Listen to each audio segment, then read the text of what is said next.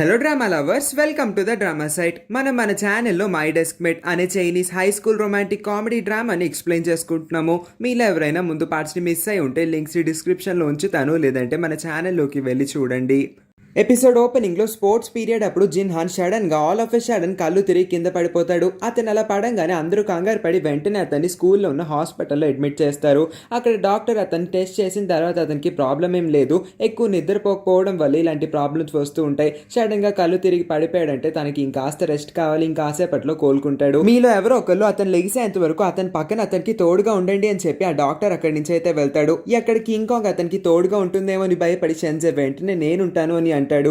కానీ షెన్జే జిన్హాన్ కోసం ఆలోచించడం లీలాకి అస్సలు నచ్చదు. కాబట్టి నువ్వు మర్చిపోయావా, ఇప్పుడు మనకి బాస్కెట్ బాల్ ప్రాక్టీస్ ఉంది, అక్కడికి వెళ్ళాలి పదా అని చెప్పి షెన్జేని బలవంతంగా అక్కడి నుంచి లీలా తీసుకెళ్లిపోతుంది. ఇంకా మిగిలేది కింగ్ కాంగే కాబట్టి అక్కడ జిన్హాన్ పక్కనే కూర్చొని అతను ఎప్పుడు లెగుస్తాడా, అతనితో ఎప్పుడు మాట్లాడదామని అలా ఆలోచిస్తూ ఉంటుంది. కానీ ఈ లోపే అతను అందానికి అట్రాక్ట్ అయిపోయి జిన్హాన్ కి దగ్గరగా వెళ్ళిపోతూ ఉంటుంది. అదే టైంకి జిన్హాన్ కళ్ళు తెరుస్తాడు. తనకి బ్లరీగా కనిపించిన తన ముందు ఎవరో ఉన్నారనుకొని ఖచ్చితంగా ఇది ఆ ఫోటోగ్రాఫర్ అమ్మాయి ఏమో అనుకొని గట్టిగా లాగి పెట్టి కొడదాం అనుకుంటాడు. కానీ ఒంట్లో ఓపిక సరిపోదు. ఈ లోపే కింగ్ కాంగ్ ఇది నేనే కింగ్ కాంగ్ ని, నేను చేయను, నీకు తోడుగా నేను ఉంచున్నాను అని చెప్పి తను ధైర్యంగా ప్రశాంతంగా రెస్ట్ తీసుకుందాం అనుకుంటాడు.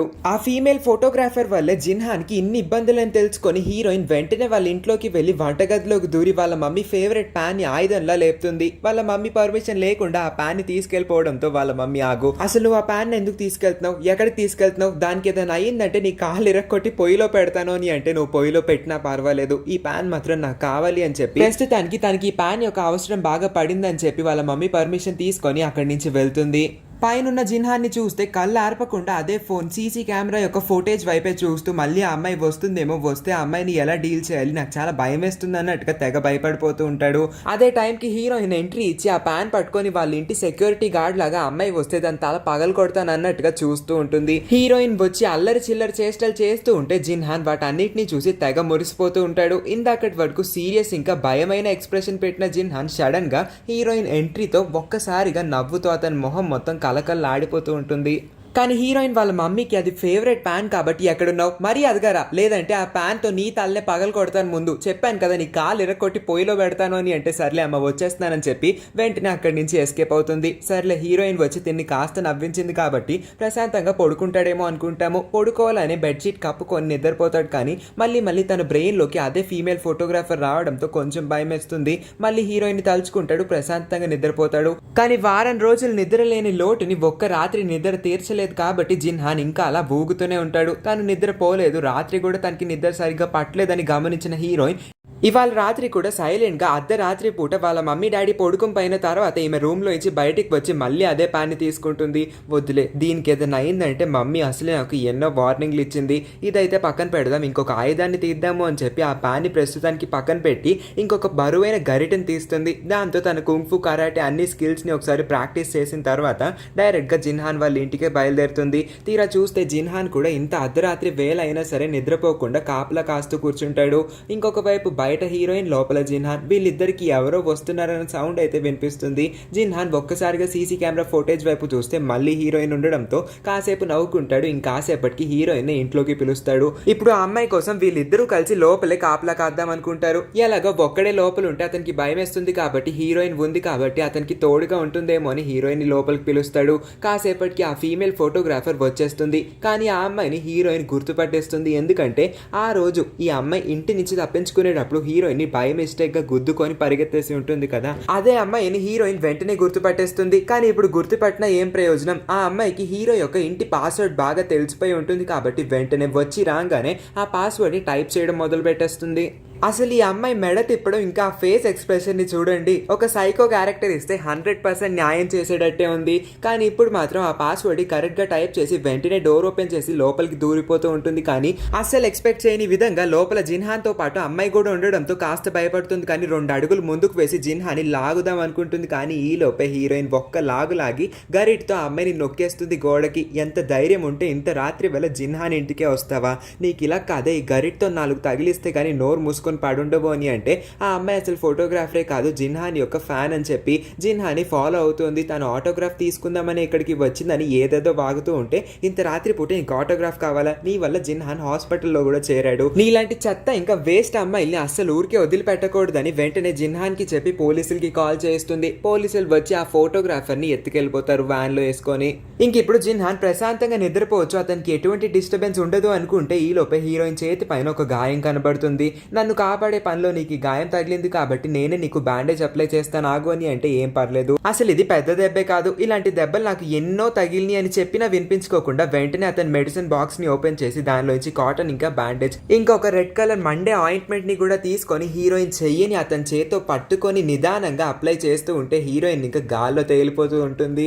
ఆ ఎక్స్ప్రెషన్ చూడండి, తెగ మురిసిపోతూ హీరో వైపే చూస్తూ అసలు తన ఫేవరెట్ యాక్టర్ తన చేయి పట్టుకొని తనకి మందు అప్లై చేస్తూ ఉండడం వల్ల తను చాలా హ్యాపీగా ఫీల్ అయిందని చెప్పి డైరెక్ట్ గా జిన్హాన్ కి చెప్పేస్తుంది. కానీ హీరోయిన్ మాటలన్నింటినీ వింటూ ఉన్న జిన్హాన్ కి హీరోయిన్ చదువుకుంటే బాగా బాగుపడుతుంది కదా, ఎప్పుడు చూసినా నా చుట్టూనే తిరుగుతుంది, ఇంకా తనకు చదివే టైం ఎక్కడ ఉంటుంది, సరిగ్గా చదువుకుంటే నీ లైఫ్ బాగుంటుంది అని చెప్పి రివర్స్ లో హీరోయిన్ అస్సలు ఏమీ ఎక్స్పెక్ట్ చేయని విధంగా సడన్ గా స్టడీస్ గురించి మోటివేట్ చేస్తూ ఉండడంతో ఏం మాట్లాడుతున్నావు అని అడిగితే అవును నేను మాట్లాడుతుంది కరెక్టే, నువ్వు ఒక డ్రీమ్ ని సెట్ చేసుకోవాలి, నువ్వు ఒక కళ కన్నావంటే అది నిజం అవ్వాలి, నువ్వు చదువుకుంటే నువ్వే ఫ్యూచర్ లో బాగా బాగుపడతావు కాబట్టి బాగా ఆలోచించు, సమయం అయిపోయిందంటే మళ్ళీ నీ కోసం తిరిగి వెనక్కి రాదు, నీ కళలన్నిటిని నువ్వు నెరవేర్చుకోవాలంటే ఇదే కరెక్ట్ టైం కాబట్టి బాగా ఆలోచించు, నీ డ్రీమ్ ఏంటన్న విషయాన్ని నువ్వు బాగా ఆలోచించిన తర్వాత ఆ డ్రీమ్ కోసం నువ్వు ఫైట్ చేయడం మొదలుపెట్టు అని హీరోయిన్ ని కంప్లీట్ గా మోటివేట్ చేస్తాడు. కాబట్టి నెక్స్ట్ మార్నింగ్ తను స్కూల్ కి వెళ్ళి అసలు తను చిన్నప్పటి నుంచి ఏం అవ్వాలనుకుంటుందన్న విషయాన్ని బాగా ఆలోచించడానికి ట్రై చేస్తుంది.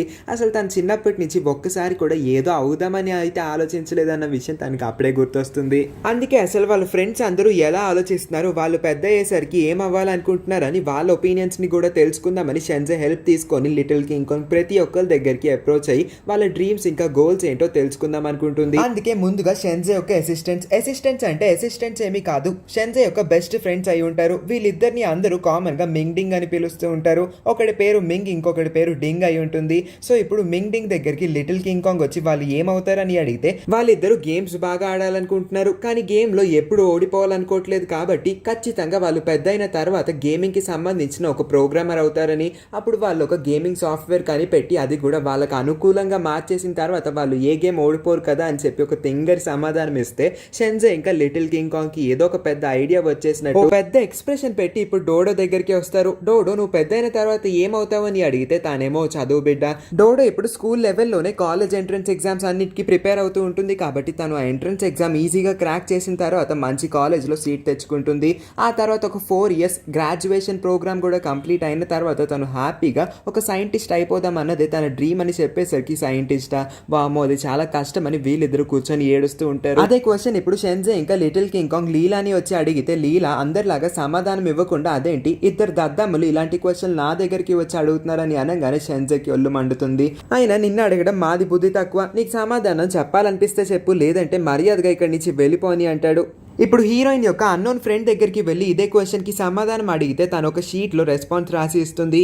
ఏంటి అబ్బాని తీసి చూస్తే తను పెద్దయిన తర్వాత స్లిమ్గా అందంగా తయారయ్యి ఒక మంచి సోషల్ మీడియా ఇన్ఫ్లుయెన్సర్ అవ్వాలన్నదే తన డ్రీమ్ అని రాసి ఉంటుంది. ఇప్పటికే మీకు అర్థమైపోయి ఉంటుంది అన్నోన్ పర్సన్ ఎవరో. నెక్స్ట్ సీన్ లో జిన్హాన్ ఇంకా జియాంగ్ చెంగ్ వీళ్ళిద్దరి యొక్క డ్రామా షూటింగ్ జరుగుతూ ఉంటుంది కాబట్టి వీళ్ళిద్దరూ అప్పుడప్పుడు కలుస్తూ ఉంటారు. జిన్హాన్ కి జియాంగ్ చెంగ్ అంటే అస్సలు పడదు, కానీ జియాంగ్ చెంగ్ కి అలా కాదు, జిన్హాన్ తో ఎప్పుడు మాట్లాడదామని తనతో ఒక ఫ్రెండ్ లా ఉందామని చూస్తాడు. కానీ జిన్హాన్ కంప్లీట్లీ ఆపోజిట్ కాబట్టి వీళ్ళిద్దరికి ఎప్పుడు పడదు, ఎప్పుడు గొడవ పడుతూ ఉంటారు. ఆ నెక్స్ట్ సీన్ లో షెన్జే ఇంకా తన బెస్ట్ ఫ్రెండ్ అయిన మింగ్ వీళ్ళిద్దరు నడుస్తూ ఉంటే ఒక అమ్మాయిని గుద్దుకుంటారు. ఆ అమ్మాయి వీళ్ళకి ఒక పాంప్లెట్ ఇచ్చి అక్కడి నుంచి వెళ్తారు. ఆ పాంప్లెట్ ని చూసిన తర్వాత ఇద్దరు నవ్వుకుంటారు. అసలు వీళ్ళకి ఇది సంబంధమే లేని పాంప్లెట్ అని అనుకుంటారు, కానీ ఇది లిటిల్ కింగ్ కాంగ్ కి ఉపయోగపడుతుందేమో అనుకుంటారు. ఎందుకంటే దానిలో మీరు మీ గోల్ ని అచీవ్ చేయాలంటే ఎలాంటి ఆలోచనలు రావాలి మీ మైండ్ లోకి, మీరు అసలు ఏం చేస్తే మీ కళల్ని సాకారం చేసుకోగలరన్న వాటి మీద మోటివేషనల్ క్లాసెస్ ఇస్తారని రాసి ఉంటుంది. సో ఇప్పుడు వెంటనే లిటిల్ కింగ్ కాంగ్ కి ఈ విషయం చెప్పి తన్ని ఆ మోటివేషనల్ రూమ్ లోకి తీసుకువెళ్తాడు. అక్కడ ఇద్దరు కూర్చుంటారు, కానీ టైం ఉంది, ఎలాగో ఆ టీచర్ వచ్చేసరికి కాస్త టైం అవుతుంది కాబట్టి మంచినీళ్ళు తీసుకొస్తాను, నీకు వాటరే కావాలి ఇంకేదైనా కావాలని అంటే ప్రస్తుతానికి నాకు వాటర్ చాలు అని అనేసరికి షెన్జే సరే అయితే నేను నీకు వాటర్ తీసుకొస్తాను అని చెప్పి అక్కడి నుంచి బయలుదేరుతాడు.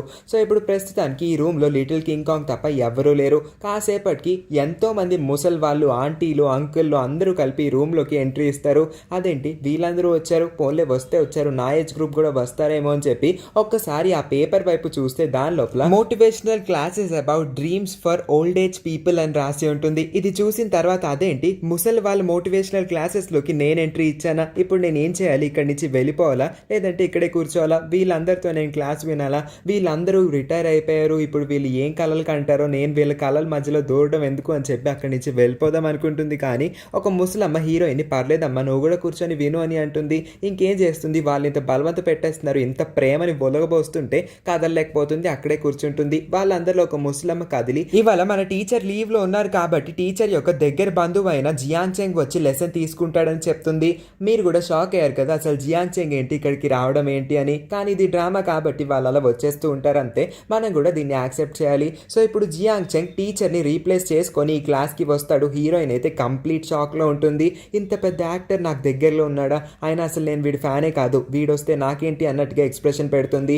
జియాంగ్ చెంగ్ చాలా పెద్ద యాక్టర్, కానీ ఇక్కడ ఉన్న వాళ్ళు ఎవరు అతన్ని గుర్తుపట్టరు. ఎందుకంటే అతను జనరల్గా యూత్కి రిలేటెడ్ ప్రోడక్ట్స్ని మాత్రమే అడ్వర్టైజ్ చేస్తాడు, ముసలికి సంబంధించినవి ఏమీ అడ్వర్టైజ్ చేయరు కాబట్టి ఎవరు అతన్ని గుర్తుపెట్టరు, ఒక నార్మల్ మనిషిలాగే ట్రీట్ చేస్తారు. కానీ హీరోయిన్కి అతను ఒక పెద్ద స్టార్ అని తెలుసు. ఎలాగో అతని యాంటీ ఫ్యాన్ అయినా సరే తన యొక్క కొన్ని ఫొటోస్ ఉంటే గర్వంగా చెప్పుకోవచ్చు కదా, అందుకే ఆపకుండా ఫోటోలు క్లిక్ చేసేస్తుంది. జియాంగ్ చెంగ్ దీన్ని గమనిస్తాడు కానీ పెద్దగా ఏం పట్టించుకోడు. ఏ పాప, చిన్న పాప అక్కడ కూర్చున్నావు కదా, నీ కళ ఏంటి అమ్మా, నువ్వు పెద్ద అయిన తర్వాత ఏమవ్వాలనుకుంటున్నావు అని అడిగితే ఏమో నేనేం అనుకోలేదు, అందుకే కదా ఇక్కడికి వచ్చి కూర్చున్నాను అని అన్న తర్వాత సరే మీ అందరికీ నేను ఇవాళ మోటివేషనల్ క్లాస్ ఇవ్వబోతున్నాను, అసలు మీరు ఆల్రెడీ రిటైర్ అయిపోయారు, ఇంకా మీ జీవితంలో చాలా చేయొచ్చు అని ఆ క్లాస్ని కంటిన్యూ చేస్తూ ఉంటాడు. అదే టైంకి షెన్జే వాటర్ బాటిల్ని తీసుకొని ఆ క్లాస్ లోపలికి రావాలనుకుంటాడు. కానీ ముసలి వాళ్ళందరూ ఆపకుండా ముసలి వాళ్ళకి న్యాయం జరగాలి, మా వయసు ఏమీ అయిపోలేదు, మేము ఇంకా చాలా పనులు చేయగలమని చెప్పి వాళ్ళకి వాళ్ళే జైలు కొట్టేసుకుంటూ ఉంటారు. జియాంగ్ చెంగ్ కూడా వాళ్ళతో పాటు కలుస్తాడు. అదేంటి అసలు వీళ్ళందరూ ఏం చేస్తున్నారని లిటిల్ కింగ్ కాంగ్ ఎక్కడుందా అని వెతికితే ఆమె కూడా ఈ ముసలి వాళ్ళందరితో కలిసి వాళ్ళతో పాటు జైలు కొడుతూ ఉంటుంది. బాబు ఇదేం క్లాస్ రా బాబు, ఇంకా మంచిదైంది నేను ఇంకా ముందు రాలేదు అని చెప్పి ఎలాగో డోర్ వరకు వచ్చాడు. లోపలికి వెళ్దామా బయటికి పోదామా అనుకునేసరికి తన మైండ్లోకి బయటికి వెళ్ళడమే బెస్ట్ అనిపించి సైలెంట్గా ఎవ్వరికి కనిపించకుండా ఆ డోర్ క్లోజ్ చేసి బయటికి వచ్చేస్తాడు. అలాగా క్లాస్ మొత్తం లిటిల్ కింగ్ కాంగ్ వినేస్తుంది. తనకు ఆ మోటివేషనల్ క్లాస్ బాగా నచ్చుతుంది. జియాంగ్ చెంగ్ ఇచ్చిన కొన్ని ఐడియాస్ తన లైఫ్లో ఇంప్లిమెంట్ చేస్తే తన లైఫ్ ఖచ్చితంగా చేంజ్ అవుతుందని ఆలోచిస్తూ ఉంటుంది.